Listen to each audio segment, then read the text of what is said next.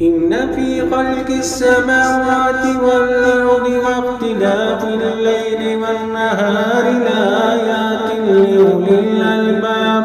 الذين يذكرون الله قياما وقعودا وعلى جنوبهم ويتفكرون في خلق السماوات والأرض ربنا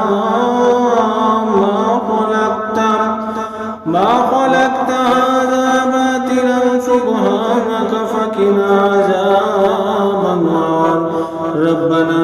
إنك من تدخل النار فقد أغويت وما للظالمين من أنصار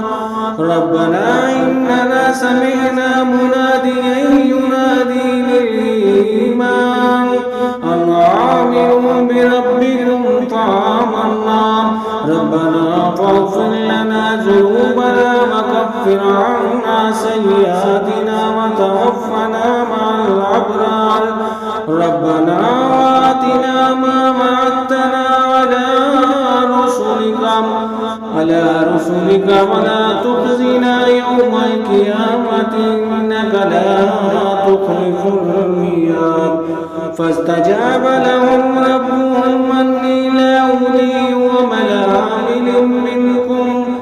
عامل منكم من ذكر أو أنثى بعضكم من بعض فالذين هاجروا وأخرجوا من ديارهم فوزوا في سبيلهم وقاتلوا واقتلوا لأكفرن عنهم سيئاتهم ولأدخلنهم جنات تجري من تحتها الأنهار ثوابا من عند الله والله عنده حسن الثواب لا يغرنك تقلب الذين كفروا في البلاد متاع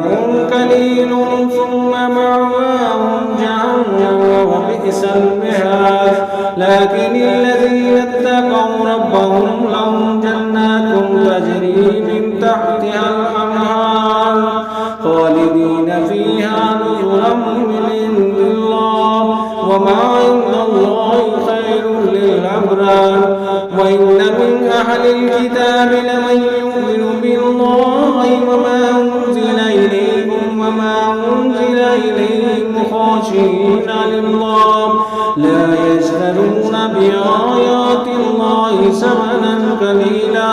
أولئك لهم أجرهم عند ربهم إن الله سريع الحساب يا